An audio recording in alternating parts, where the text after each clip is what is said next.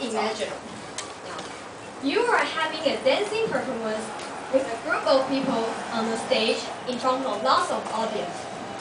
Everything was going well at the very beginning, but suddenly your mind went blank and you forgot the next standing step. Oh no, what are you going to do now? You have two choices. One, stand straight on the stage and do nothing.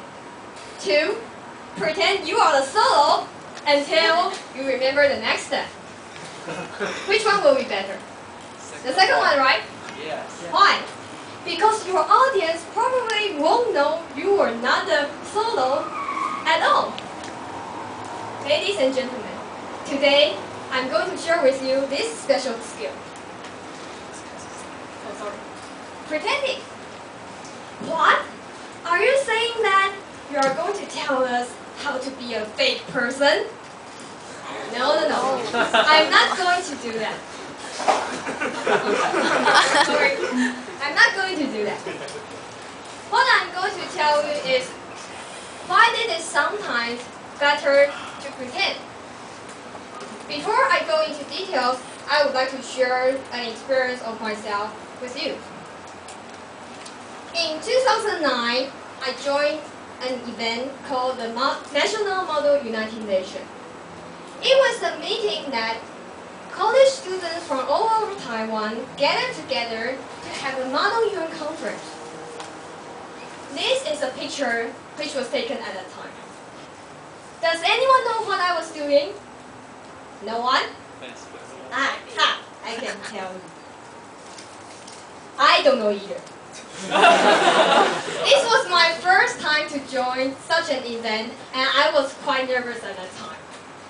Although I had already read a study guide and done some research on the topics we are going to discuss, I still had no idea about what I was going to say or was going to do in the whole meeting. I was just pretending I was busy doing something because everybody was doing something. At the beginning of the conference, the chair asked us to vote on the topic we would like to discuss first. So I raised my placard to vote on the topic I wanted to discuss. After a while, the chair announced that she would like to ask the delegates to go onto the stage and speak for the topic. I was really shocked when I heard that. I didn't expect myself to say or do anything in that conference at all. And now I was asked to go onto the stage. I had no idea what to go onto the stage. Do you see a paper in my hand? What do you think it was? My nose? Yes, it was my nose. I pretend it was my nose. But actually, there was nothing on the paper.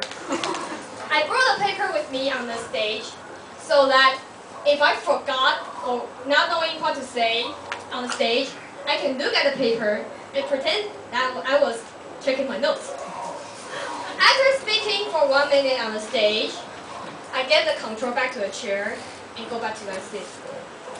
I successfully survived. Whoa. That was how I saved myself by pretending. Now, you may want to ask, what's the point of this story? Pretending is just pretending. It's not real. How can it then be better?